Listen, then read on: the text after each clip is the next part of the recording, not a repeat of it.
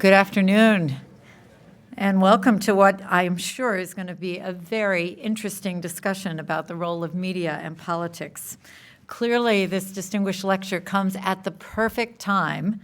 Politics and the media have long enjoyed a complex love-hate relationship, I think it's fair to say. The growing influence of entertainment media has further complicated matters, and I think none of us expected to see Big Bird become a controversial political figure, as he has in the last few weeks. I look forward to hearing Plain Dealer publisher Terry Egger. Terry, thank you for joining us. And Plain Dealer politics reporter and columnist Mark Naymik, thank you both so much for spending time with us this afternoon. Case Western Reserve is truly enriched by having speakers of your caliber on our campus, and this is an important part of our responsibility in the way we serve our community, both here literally on campus and the broader community. They get to come and hear speakers like the two of you. So we're all excited to hear you today. And you are in the Inamori International Center for Ethics and Excellence, which is an important part of Case Western Reserve University. The Inamori Center works to foster ethical leadership around the world. And in addition to awarding the Inamori Ethics Prize, which we celebrate every September, the center sponsors ethics research, scholarship, symposia, lectures, and other opportunities for ethical dialogue. Our students feel its presence as well. In the past 4 years, the university has created classes on things like war and peace and global corporate ethics, which both are now regular offerings. The Inamori Center collaborates with schools throughout Case Western Reserve to integrate ethics into coursework in all of our disciplines, including in the School of Medicine, where they created an ethics workshop for students, and at the School of Engineering, where guest ethics lectures are part of the engineering capstone program, and we are proud of all of that. Much of this has occurred since 2008, and that is a special year because that is the year that we recruited Dr. Shannon French to become director of the Inamori Center and also the Inamori Professor of Ethics at Case Western Reserve. Dr. French will facilitate tonight's discussion, and I welcome her now.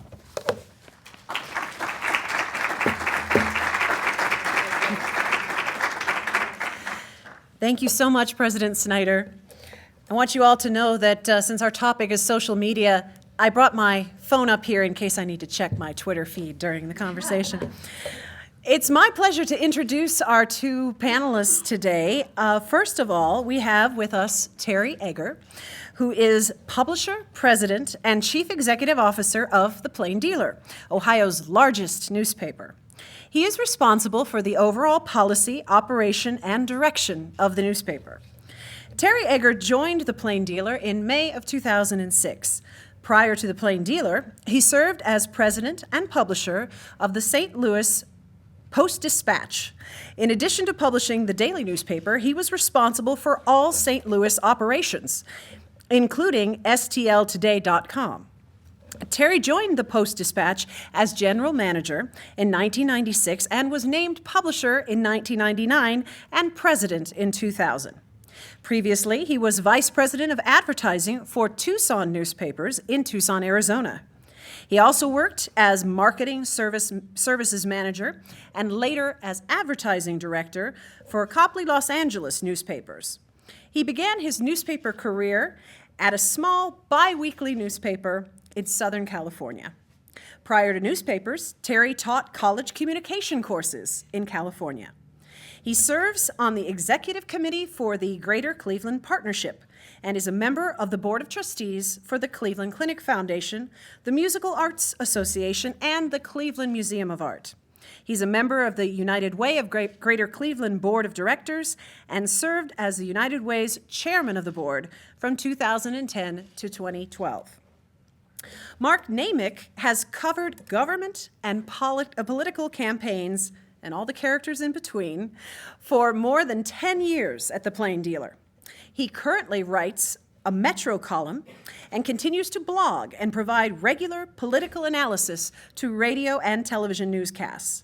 He's also co-founder of a film production company that has produced 2 documentaries, including Girlfriends Club, which chronicles the work of a Cleveland schoolteacher and was named Best Ohio Short at the 2011 Cleveland International Film Festival.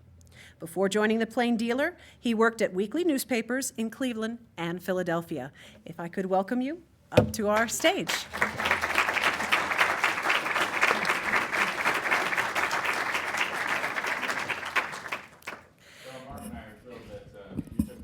To hear us. Just a little bit. We'd only like to talk for maybe 15, 20, 30 minutes at most, but really open it up to your questions, and that's the part that we're most interested in. My role will be, since I'm the old guy, I'll be dealing with this stuff, you know, from the Romans up till now, well, up to 5 years ago. And then 5 years ago, the world really changed. And there's no one who is more knowledgeable in the state of Ohio about the political process and the relationship with the media than Mark is. But again, I'd like to just give you a little bit of background, then I'll turn over to Mark to really talk about how it has changed enormously in the last 5 years. We were looking forward to this, but it was one of those events that immediately, you know, you start to think about, and it starts to make you a little bit nervous. And I didn't sleep very well last night, and I woke up this morning. You know, I went to get dressed, and it's, you know, went to go put on a tie, and it was red, and I go, I can't wear that. And then I got a blue tie, and I said, well, I can't wear that because this time of year, people read everything you do for your political bias. So I figured I'd go with yellow, would be safe. And I went with no tie. And he went with no tie, so he understands the process more.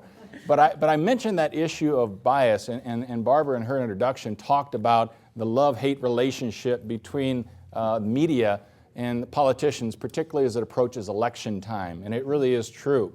I always say I don't know much, but I know this. Every day that we wake up, somebody's mad at us because they have figured it out. They've cracked the code. They know of our conspiracy. Because clearly every day we hear about it. Every day we hear it was so clear in the picture that you chose to run what your impression was of Joe Biden and why you liked him better than Congressman Ryan. Or interpretation of a cartoon or interpretation of a headline. We get it every day. And the one thing I know that we must be doing well is we get it rather equally. You know, and that I think is something that's healthy. But this whole notion of a conspiracy, I'm here to tell you that for most all mainstream media, that just isn't the case, and it hasn't been the case for a long time. We just, in our case, the Plain Dealer, we're not smart enough, we don't have enough time, we couldn't figure a conspiracy out. So we just go about trying to do our jobs every day. But if you think about it, there is today in media, there is a sense of bias. And Barbara alluded to, there's that fine line between traditional media and what has become now entertainment, or the opportunity to differentiate. And if you think about with cable TV, you know, you go back to the days before cable TV and you had 4 stations. Now with cable TV, they need some way to differentiate themselves. And so you have the opportunity for more bias. And I hadn't thought a lot about it until I started watching this year's conventions. And it happened to be the first night of the Republican convention. And I'm like every other consumer of information. I'm at home and I'm watching on TV. And I knew there was about time that Governor Kasich was supposed to be speaking. And I could see him in the background. I happened to be watching CNN. But they weren't showing Governor Kasich's speech. And so in my mind, I was onto their conspiracy. Clearly, since he worked for Fox, they're not going to show his speech. So I happened to flip over to Fox. And of course, there John was on talking, giving his speech. And then it occurred to me, I wonder what it's like on MSNBC. And I actually spent the rest of the evening, all night, watching the same program. And it was just, I was seeing 2 entirely different events. And that disturbed me. And the reason it disturbed me was not because it's not their prerogative. And again, with the proliferation of media, particularly in cable, they want to differentiate themselves. But one of the things that I'm concerned about, and we had a chance to speak with the president about it 2 weeks ago, is this increasing polarization in our society. You know, that you're either for us or against us. And so if you were watching Fox, you were just hearing the same religion that you probably listen to every day with that bias approached. And if you were listening to MSNBC, you would have been hearing the same thing, only reinforcing the thought process you probably were going along anyway, without the opportunity. And so I was so fired up that night that maybe one of the first, if not only times it's happened since I've been in Cleveland, I came racing into the office, and Chris Sheridan can tell you I don't usually say much in those meetings, but I came into the editorial board and I said, I want us to have an editorial as soon as possible, tomorrow. I want it in tomorrow's paper if we can, encouraging people to do what I'd done the night before as kind of a social experiment and spend the rest of the Republican convention and the Democratic convention flipping back and forth and seeing, oh my gosh, maybe there is a different way, a different point of view. Because I will tell you, if we continue to get sucked into the bias of the polarization, we lose some of the independent thinking that's so important to us. And it got me to thinking that night, I wish we had Huntley and Brinkley or Cronkite again, you know? Because there was a period of time, there are a lot of nodding heads and a lot of people going, who? You know? There was a period of time, a long period of time, where the media really did play it pretty straight. And then I got to thinking. I was thinking about in my past life in St. Louis, I had the opportunity to work for the Pulitzer family. And the original Joseph Pulitzer, and it's quite a story. The original Joseph Pulitzer who started the St. Louis Post-Dispatch. This just goes to show you how it isn't just recently that media became biased. At the late 1800s, and early 1900s, the newspaper barons were horrifically biased. And they wanted to use every bit of influence, and not just on the editorial page, every bit of influence they could to try and further their agenda, to prop people up or to bring people down. Joseph Pulitzer was actually a Missouri state senator at the same time he was a reporter covering the government in Jefferson City. That just shows you how far it's gone. And again, they were not shy at all about advancing their cause. But really the legacy of that then became not so much the news coverage, because over time in the 20th century that began to fade, but you saw it start to shape the opinions on the editorial page, which I think is perfectly appropriate. Again, if you think about it, there are really three areas where the media and politics intersect. There's the news coverage, the editorial page and comment, and then the advertising or the marketing for the campaigns. If you look at the news coverage and you look at the broad spectrum, everybody plays, all media plays there a little bit. Mark can tell you more about the nuances in a minute. But radio covers it more in sound bites. TV, locally more in sound bites, unless the presidential candidate's here. National TV will cover it a bit more. Newspapers get into it pretty heavily, both national newspapers and local newspapers and regional newspapers. But if you think about it, that piece that relates to the opinion page or the editorial comment as an official editorial comment, radio and TV really don't play there anymore. There used to be a time when the station manager would come on and they'd say, here are the opinions of the station. They've really gotten out of that business. And so it's really left it to the newspapers in America. Again, even though there are stated agendas, you go back to the history, there are some papers that were more liberal, some that were more conservative, some that were more moderate. And I would say the Plain Dealer today is an extraordinarily moderate newspaper relative to newspapers around the country. But there's a place for that opinion page. There's a place to inform, which leads to the whole notion of endorsements. And why do you do it in the first place? And increasingly, just like TV and radio got out of the endorsement business, many newspapers are getting out of the endorsement business. Mark and I had a great colleague, still do for a long time, named Brent Larkin. And Brent used to really point out well that the role of even though we're going to endorse a senator, Brown in this case versus Mandel, and we're going to endorse this Sunday a presidential candidate. So between Obama and Romney, we're going to make a decision and make an endorsement. We don't influence as much as you might think in that area. We really don't, because there are so many other places where people have formed an opinion. But we still think it's an important process. Where it really matters, though, is when we talk about judges, or we talk about more local congressional races where we spend a lot of time trying to dig into it.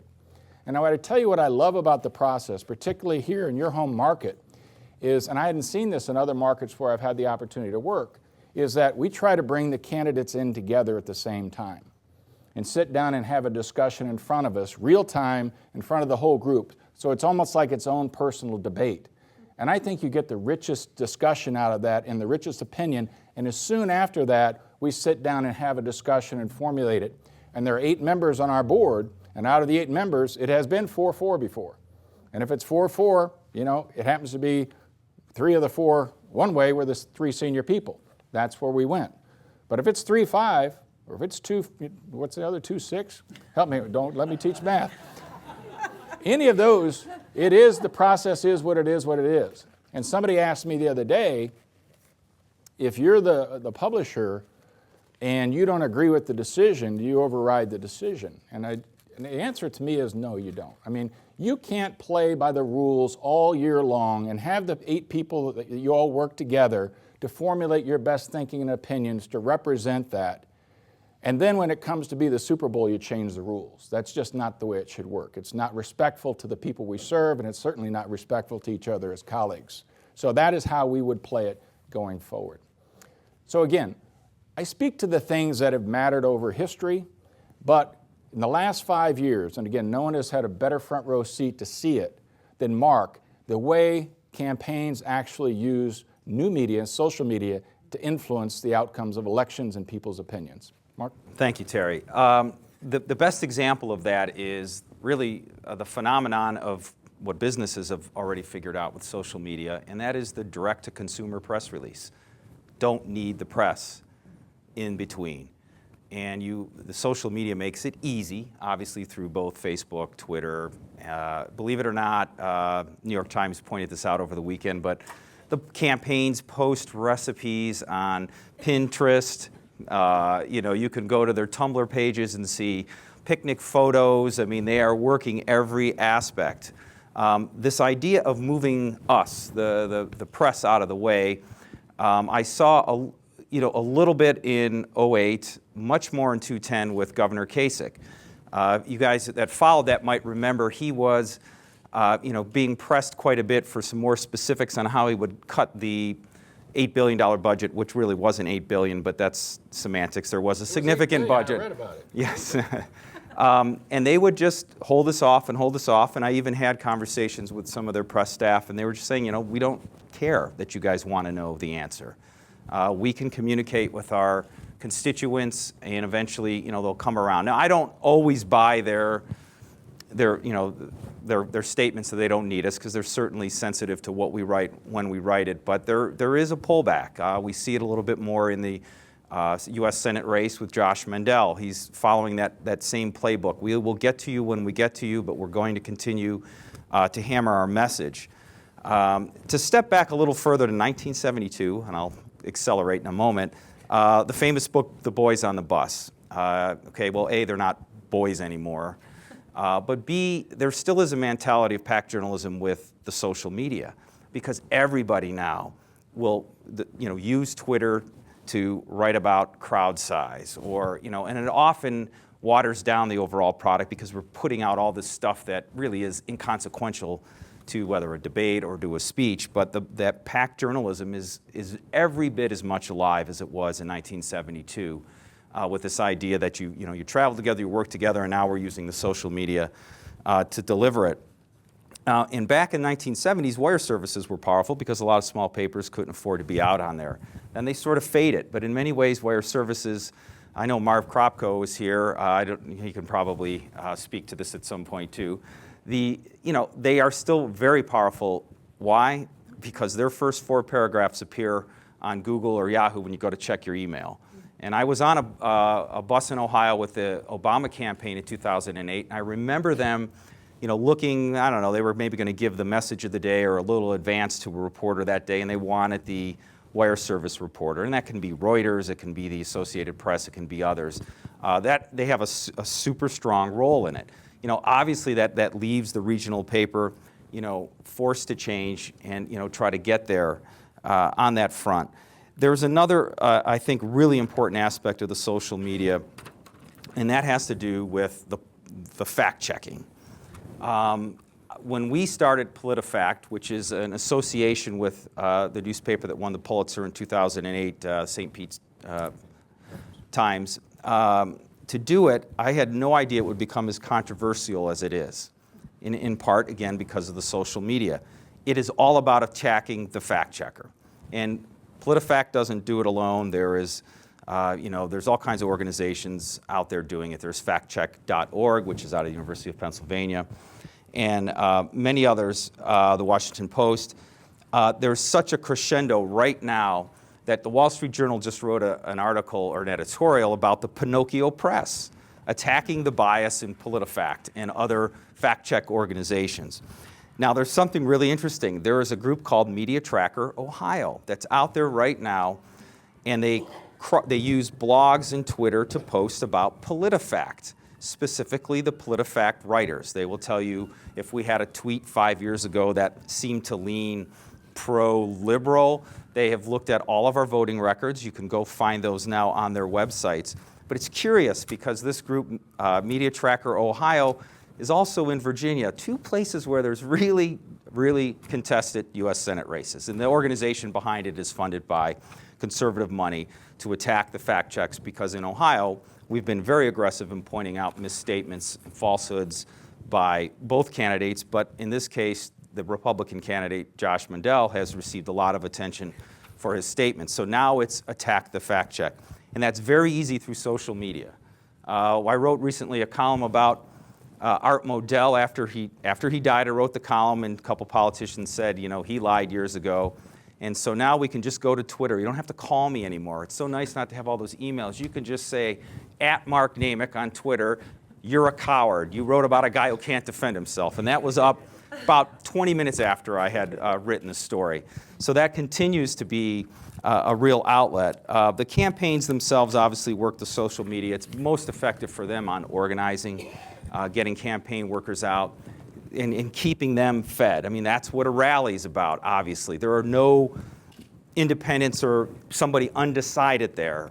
You are there to rally and motivate those people. The social media makes that so much more, so much easier. And just to finish up on a little point that feeds into this, the polarization, you touched on it, not only with the media, but it's happening to us in America. There's a pretty good book out there by Bill Bishop, who wrote The Big Sort. Don't confuse it with The Big Short. He was a reporter, and he hooked up with basically a guy that really studies stats. And they looked at what's happening in the counties across the country over the last 30 years. We've all just moved around other people that think like us. And that's making it much easier for campaigns to deliver a message and for us to not really step out of our comfort zone. You see that on the absurdity of cable TV. I've used this before. I know this usually gets a tweet, but I do believe it. It's like porn, guys. I mean, it is supersized. It's titillating at first, and in the end, what did you get? You feel completely hollow. And I don't have cable at home, so there you go. I had to draw that analogy out. But I think it holds true for what we're seeing, and they're playing to that. So I'm looking forward to questions, because we gave you plenty to jump off of. There's one other piece Oh, yes, please, that go I ahead. didn't mention, please, and that is, I mentioned the three places where we really intersect, and the third one was the whole notion of advertising. And it's the most amazing thing and frustrating thing for me and for my colleagues, that over my entire career, if you line up the person who's most apt to vote, and you line up a newspaper reader next to them, they're mirrors of one another, informed, educated, motivated, involved in the process, etc.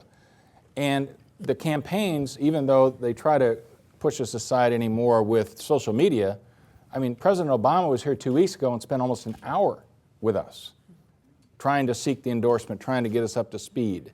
They spend the time, they want the editorial page endorsement, it matters to them. But for whatever reason, and there are a lot of theories, they feel like they get enough coverage from us already, they don't spend any money. So how many millions of dollars are being spent in the state? This is even a few weeks old, but just on television and radio in Ohio, the two campaigns and their allies, the special interest groups combined, we're at $124 million. Yeah. And that was 3 weeks old, and we're really into the hard cycle now. And that, it's gross. I mean, it's amazing. And you look at how little is being given back in the form of harder reporting on television and radio, which is really the drive-by, which underscores really that Metro daily paper across the country is so vital, because we're not cable, we're not taking that hard extreme. We are trying to be an honest filter. Right, and I would say we suffer because of our substance in some ways when it comes to that kind of political investment. We wouldn't change that, but it's always been a complete disconnect for us who are in the business. And again, how many more times can you watch the same commercial over and over and over and over again? So. Well, let me follow up on that point in a way. I think that all of us believe strongly in the role of the free press to keep citizens informed so that they can be responsible voters and do their civic duty. But what I'm hearing from you, and I've heard from others, is that all of that is being crowded out in many ways, and it's more and more difficult to fund the kind of in-depth reporting that you need to truly get to the bottom of some of these issues. So this is sort of a twist on the Big Bird issue in a way, but do you think that because the free press is essential to democracy, that it should be something that's paid for publicly instead of advertiser dollars? Well, Terry, I'm going to let you start with that one. She said advertising. He can't, the words in advertising in there, he can't say anything about it.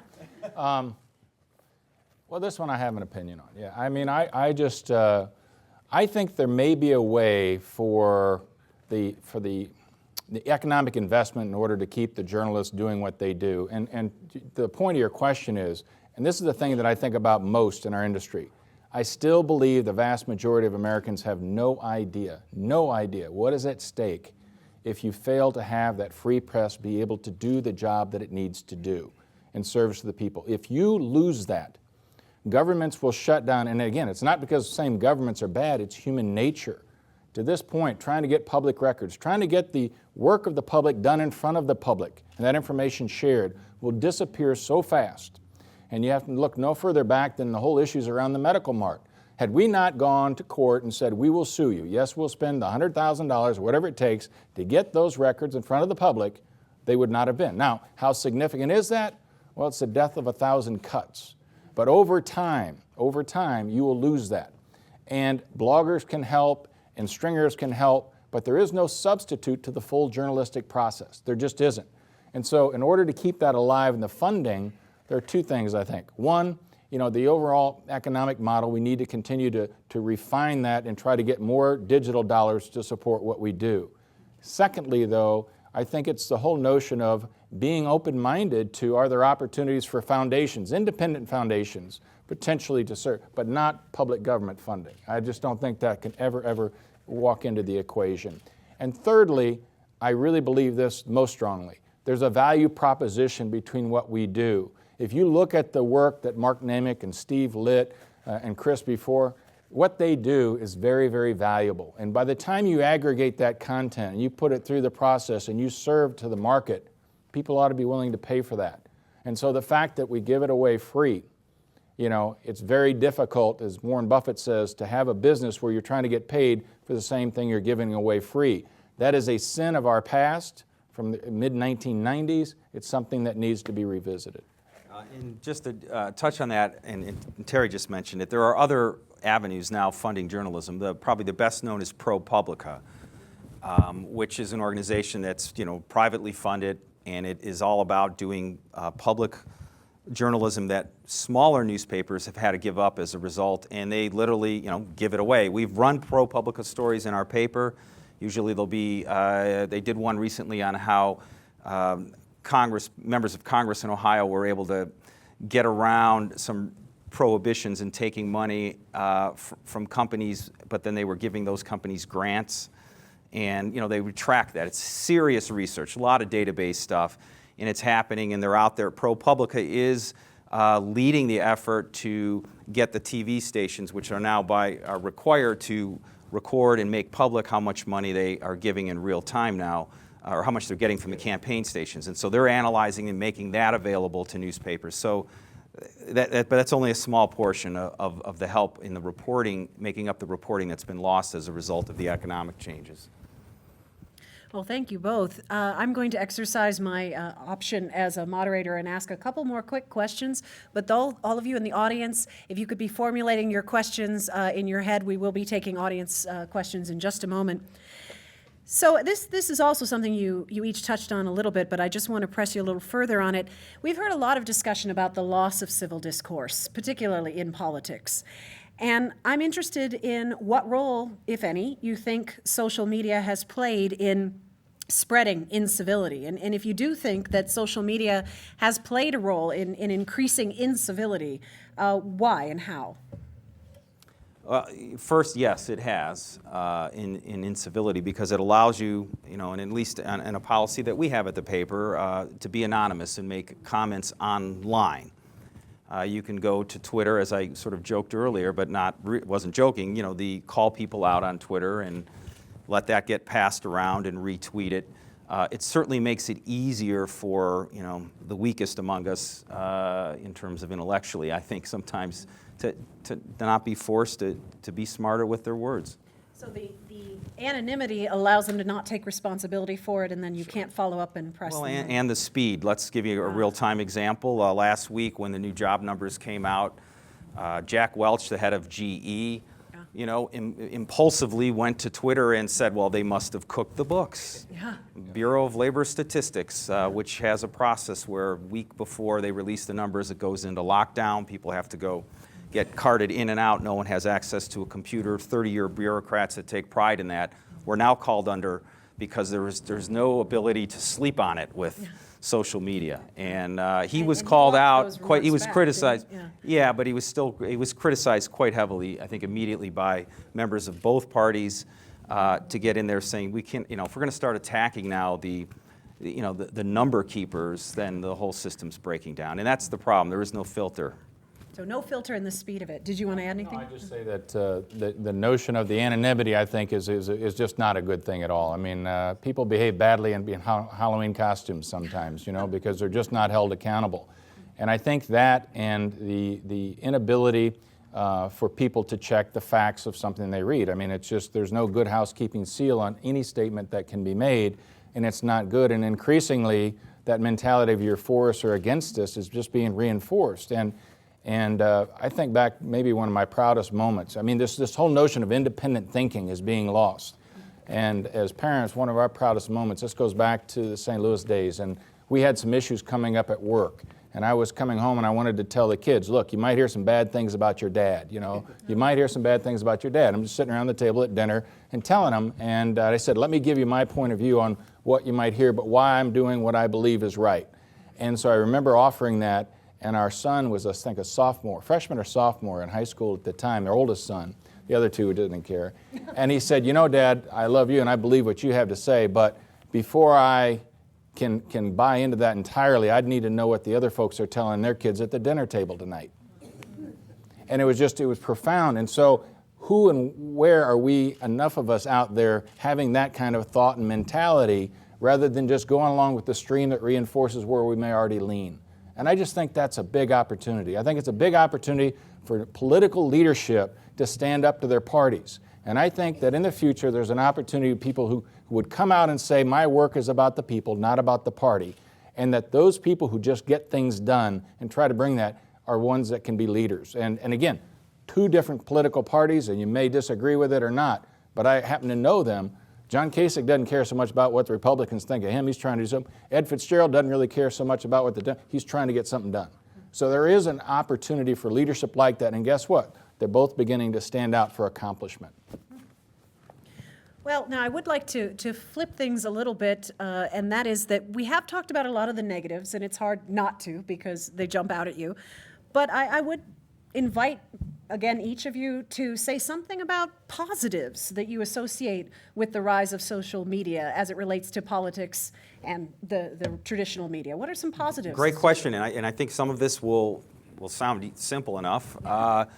The speed is also helping the fact checkers and those push immediately back on the false statements, and so it certainly cuts both ways. But I think the critics or the political parties or the talking point is still more powerful because there's just more money and organization behind that. But that allows you to really instantly respond. Also, the ability with video, certainly works against you, but there's a reason police officers like them in their cars because it also protects them because you can get a video out to show what just happened. Those are two obvious examples, I think. And I'd just add a third, and Mark knows more about it, but from a business standpoint, it lowers the cost of your storytelling. It can really lower the cost of your storytelling and getting the word out there because you don't have to to print a paper and drive through the night and the snow and deliver that. And so being able, because again, our business, our core competency isn't printing a newspaper or just as a TV stations anymore, isn't running a TV spot. It's gathering information for and about the marketplace. And you want to be able to do that and be able to get it in the hands and in front of the eyes of the people the way they want to receive it. And you have to have that flexibility and understand that core competency. And I think social media and I think new media, digital media allow you to do that more inexpensively. The Plain Dealer, almost majority of their stories are posted immediately when they're completed. Even on columns that are running on Sunday, they're posting my columns on a Friday afternoon.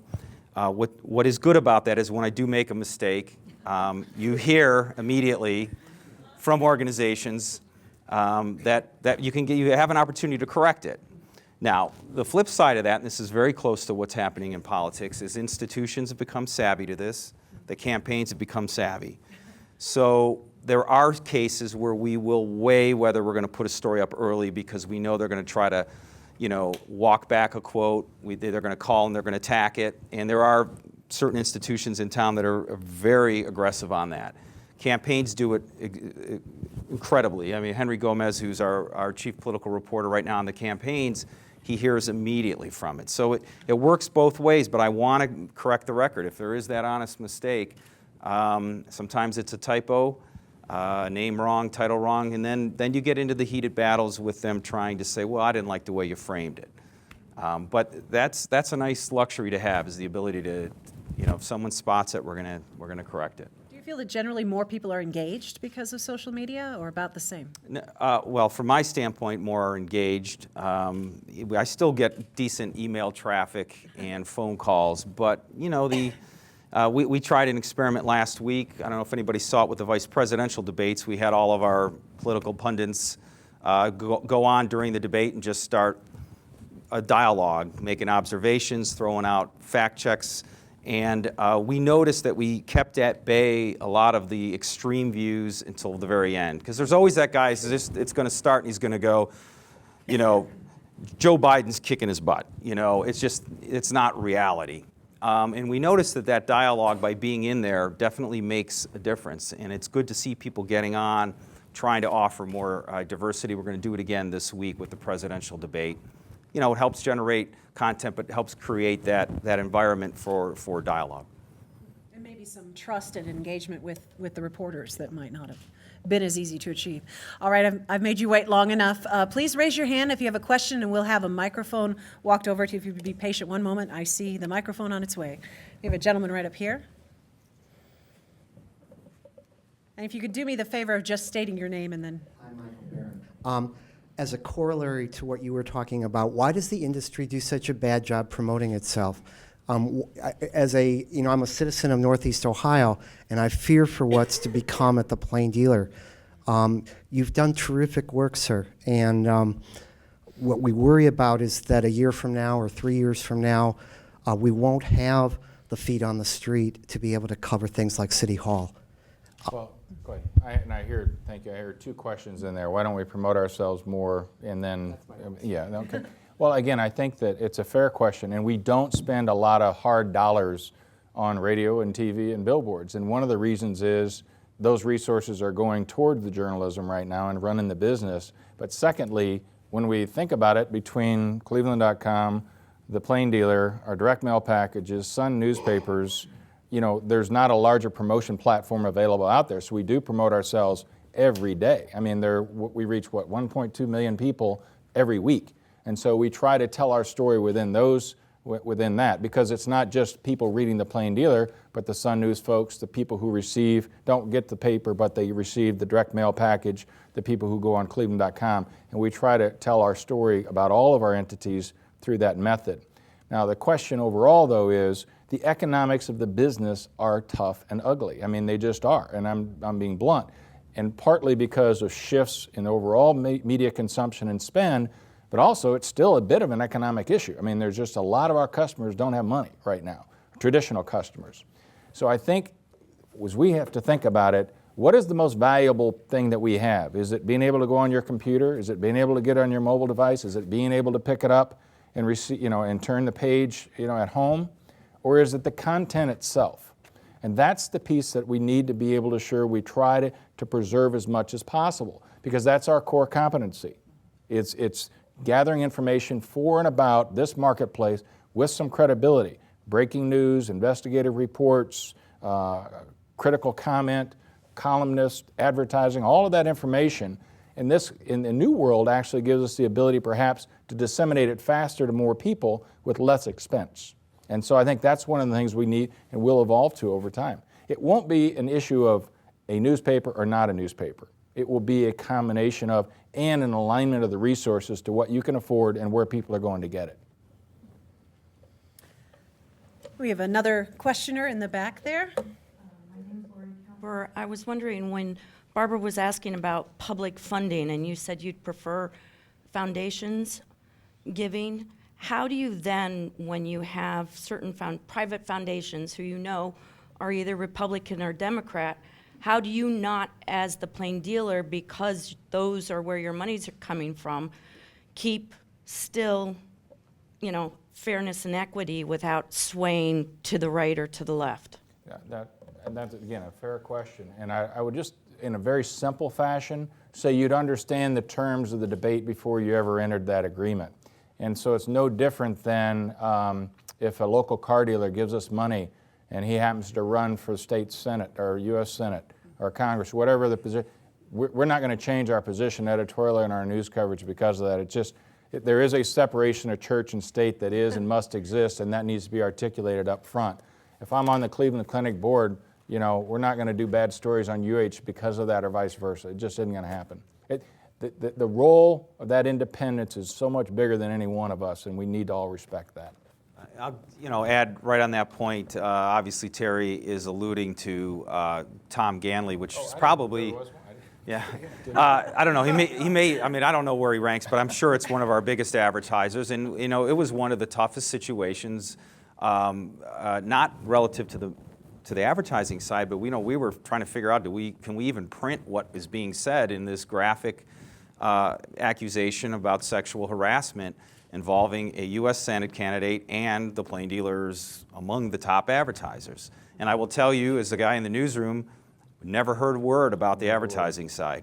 Never would. Not a word. Shouldn't be played more or less because of. You just We take it to neutral as best you can. with the issue of, what is fair to the readers, what should be said, and that. And I was the one writing the story, so I know what I'm speaking about on it. You would know if you'd been pressured. Yes. Well, I worked picked for up on the that. alternative newspapers in Cleveland, the very ones that would be the ankle biters on the plain dealer with the wide eyes about conspiracies over there. And now that I've been there 12 years, I certainly see realities. Plus, Terry is the person that's there now. We wrote a lot about the previous publisher. And great ironies here. The gentleman trying to lead us into the future on the digital side is Randy Siegel, who was his family founded the Free Times, which was my first job. Were you a little disappointed that there was no conspiracy when you? Can I add something there too? Because most folks in the public don't know this, but just to reinforce our commitment on those lines, every day our editorial page meeting is open to the public. So anybody can come in. You want to come in and hear us talk about who we're endorsing and why, or what issue we're behind or against, you're welcome to come in. The same with our news, determining what's on page 1, what's on page 2. You will see that there is just a lack of energy around that conspiracy that takes place. I think we have a question in the middle here. Yeah, a comment and then a question. First of all, I would like to congratulate the PD. I don't think we would have broken up this terribly bad county government without the investigative reporting that you guys did. DeMora would not be in the slammer today, I don't think, without the presence of your aggressive work at the Plain Dealer, and you're to be congratulated. I'd like to add a bit of a dimension to the discussion. I don't got any, media? What's this called? This modern, the Twitters and all that stuff. You don't tweet? I don't buy that stuff. And I want to add the generational dimension that you have not mentioned, because I do have cable in my apartment. Comes with a deal. Comes with a deal. And I also worked for your paper in the late 30s, and I had a paper route of 95 papers. And believe it or not, the plain dealer was skinny enough in those days that I could get 95 copies in the great big canvas bag. On the other hand, Bad diet. on the other hand, it caused a family problem because I was raised in a Republican family, and the plain dealer was notoriously Democrat at that time in terms of reputation. Right. And the news and the press were more oriented toward the Republicans. Enough blather. There used to be a tough restriction on what newspapers could own. Now, maybe that's all gone, but my question is, what is the status? You appear all the time on AM radio, by my judgment, in the car and so on. What are the restrictions against your owning more radio and TV? Yeah, everybody, you get the question. And that was, it's cooled down a little bit. If you go back 8 years ago, 10 years ago, that whole notion of could you own the newspaper, the TV station, the radio station in the same market? And if you could, would you want to do that? And the industry, both the broadcast industry and the newspaper industry, were lobbying very heavily to eliminate those restrictions. Because if you go back, I want to say it was the 50s, 60s, I think, is at that time you could own, but then the FCC brought in, was putting restrictions on it, and there were companies that owned TV and radio and newspapers who felt they were going to have to divest, they were going to be forced to, and so they went ahead and divested of their TV stations. I know Pulitzer was one. As it turned out, the government ended up grandfathering any. So if you go to Chicago now, you'll find the Tribune Company owns WGN, the TV stations, the radio station, the newspaper, and Tampa's a similar market. There are certain markets where you have that. Interestingly, though, counterintuitive to what we all thought, those places that own the radio, the TV, and the newspaper don't yield more money out of the market. In some ways, it goes back and it hurts you because the Tom Ganleys of the world, rather than spend more money on newspapers, radio, and TV because you own it, saying, I'm already spending with you here, here, and here, so I need to spend less. And so that becomes it. So right now, every once in a while they talk about easing the restrictions again, but I've been living it for 15 years now. I'd believe it when I see it. I don't think you need it anymore. One of the things that's happened with new media and the digital media, it's already leveled the playing field. We can do a lot of what TV can do now. We can do a lot of what radio can do. And guess what? They can do a lot of what we do. So if you look at our websites, there are similarities between all of them. So it's kind of leveled the playing field a bit. I think we have time for about 2 more questions. We've got a gentleman over here and then one over here. Lance Hoskins, and I found your experiment during the Republican convention of cruising over the various networks a real eye-opener. And my question to you is, what do you think then, in that case, is the role of PBS, Public Broadcasting System, in our media today? I think there is a role, and I think it's a niche role. I don't think it's a universal role, and I don't know that they will have the resources over time, to be able to cover all the issues too. I just think that it's important that everybody think about and look with open eyes what you're seeing and what the source is and what the motivation is, and I think that becomes important. And I wish that more people would ask the question, I wonder if that, my son's question, I wonder what the other side's really got to say, and want to get to understand that so you could either reinforce or alter the position you have. And again, I think a voice like PBS plays into that process. But I don't think there's anyone who owns that process now. I really don't. Before we leave, too, I got to tell my favorite story, if I could, about I a promise publisher. I will All let right. you do that. Okay, thanks. Hi, I'm Bruce Losine, and I have a question about social media extending the political process. It seems to some observers that elections used to be, the process of the election used to be a lot shorter. When it got to the primaries, all of a sudden everybody'd get activated, and then the election be over, and everybody'd settle down and wait for the election to start up again. Now it seems like it never ends. Is that because of the social media, where people, bloggers, et cetera, don't see any necessity to quit? And does that force the candidates into 4-year-long campaigning, such as it seems to some people is happening now? You're not giving the candidates enough credit/blame for this. No, money drives the reason that the campaigns are so long. If you notice this year, particularly in Ohio, the incumbent has the advantage in many ways. Obama had raised a lot of money, took advantage of the primary on the opposite side, and started really running a lot of ads. People were blown away that he ran as many ads as he did before even the convention. And it's all political strategists that drive that cycle. I think it's healthy and great that we have the bloggers and you can find them on both sides that extend the discussion about these. There is more talk about policy, believe it or not, as much negative as we've said, than you would have gotten 5 years ago because of the links that people can provide to stories. It's obviously on the individual to not just be fed by what they want to hear and find sources, which brings me back to my original point. I still think, and Terry's, that daily and that news source, not the hard paper, but the process by which we report still gives the best version of trying to, there are always built-in institutional biases, but that's not the same as a political bias. We're giving that source of information out there, and those websites are valuable. That length of time, we've talked recently that it becomes problematic in a presidential campaign because how much the time of the presidents is spent campaigning, and it gets even more concerning when you think about the U.S. Congress. I mean, it's becoming particularly, the notion of any term limits or Congress, state Congress with term limits, they no more than get up to speed, and they're campaigning again. So the ability to really govern is limited, and I don't think that's a healthy thing. But to Mark's point, it's all about the money. It's all about the money that drives it. Now, Terry, I'm going to let you make the point you wanted to make, but while he's making it, I have noticed something.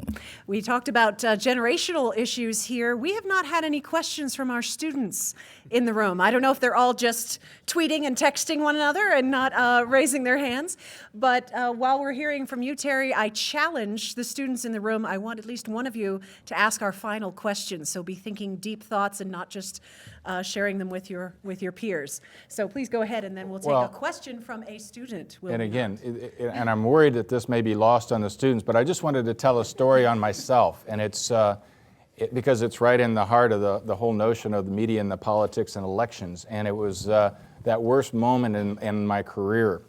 But for those of us who grew up, prior to the 80s, I guess, in your textbooks, there used to be, when you looked at recent U.S. history, there was always a famous picture, and I remember seeing it maybe in junior high or something like that. And it struck me so strongly then, like, oh my God, how could they be so bad? What am I talking about? President Truman holding up at the platform the Chicago paper that says Dewey beats Truman. Okay? Dewey beats Truman. And you fast forward, you're like, how could that possibly have happened?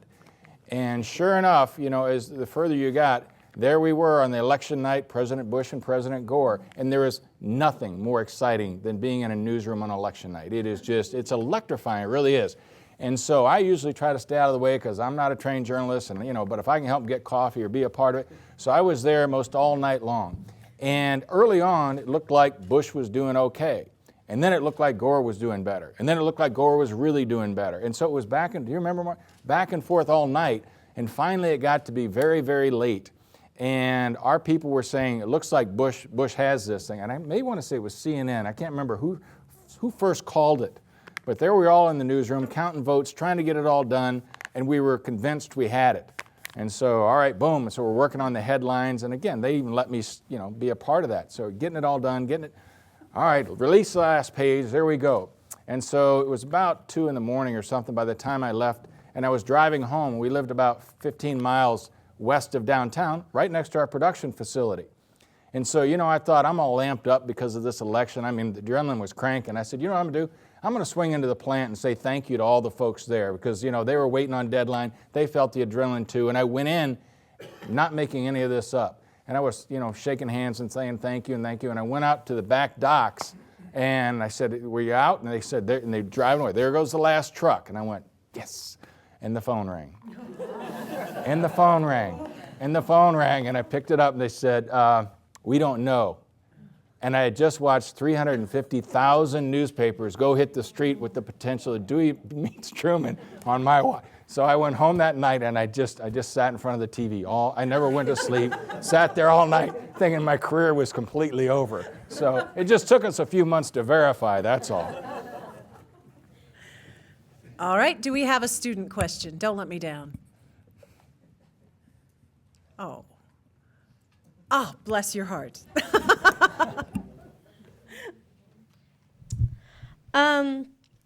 Recently, we hear a lot about young people's cynicism towards news media because, like, when you guys started, you were talking about the negatives of you always see the bad things on Twitter and the bad things on Facebook, and oftentimes we don't see the positive side. Do you think that has an effect on the younger generations and their political aspects?